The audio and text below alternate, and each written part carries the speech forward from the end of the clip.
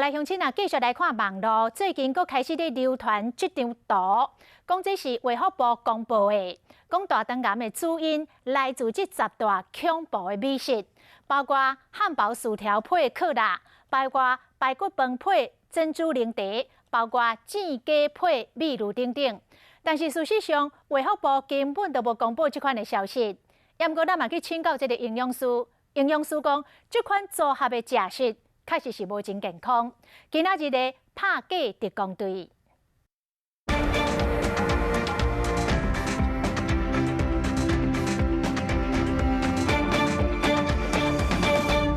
不管是食汉堡，也是煎鸡肉、便当牛肉面，逐项食，特别大家拢真爱伫饭后来一杯手摇饮料。伫社群软体有传出引发大肠癌10大恐怖美食，第一名组合是汉堡薯条加可乐，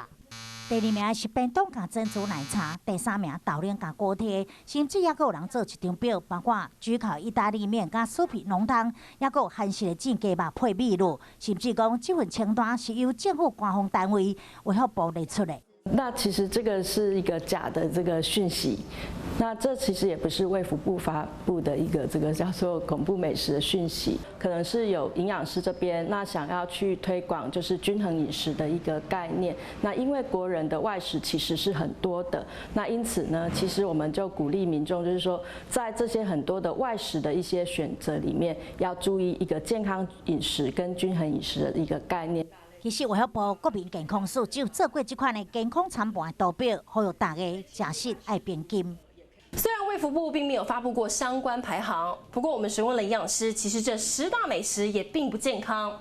尤其对于孕妇来说，对于胎儿的伤害非常大。正在怀孕的妈咪哦，对于像这种油炸的食物啊，都会建议要减少，因为其实我们以前是在动物实验里头发现这个就是因为油炸物 PAHs， 它会借由胎盘里头就是传给宝宝。如果烧烤油炸东西比较多的时候，发现这群妈咪他们的小朋友的出生率相对死亡率都比较高，甚至小朋友到了2岁以后，相对他的学习能力稳定性也都会比较低。不过，想要吃这10大美食也不是不行，营养师有提供解方，像是排名第1名的排骨便当配上珍珠奶茶，这时候珍珠奶茶可以换成无糖红茶。另外到素食店想要吃汉堡、薯条跟可乐，这时候可以把薯条换成生菜沙拉。另外想要吃面到牛肉面配上酸菜是绝佳组合，但是酸菜是腌制物就别吃了吧。这时候可以请老板换一盘烫青菜。好食的物件拢是高油佮高盐，但是一定要记得加寡青菜类，拄着食一届袂严重伤害健康。